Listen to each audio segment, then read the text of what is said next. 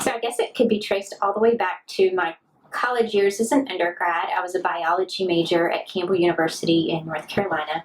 And I remember having deep questions about how to reconcile my Christian faith, which I was raised in, and all of the sciences I was learning, not just in biology class, but especially in physics classes.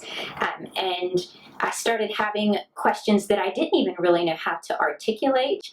And when I would try to engage with peers or professors, it just seemed like I couldn't get on the same page with them on the subject of integrating science and the Christian faith.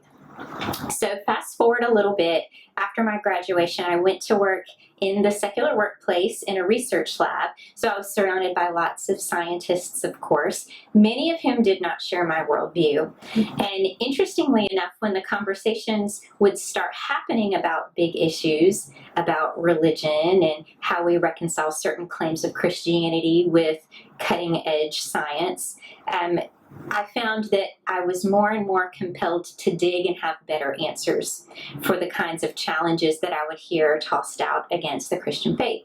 So I started a lot of self-study. I discovered Josh McDowell, and at the age of 23, for the first time in my life, even being a lifelong Christian, I heard the word apologetics. Had never heard the term before.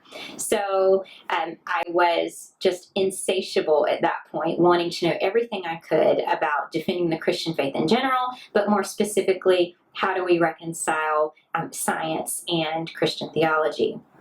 So a few years later, after some self-study, interacting with scientists that I worked with in the laboratory, I became a stay-at-home mom.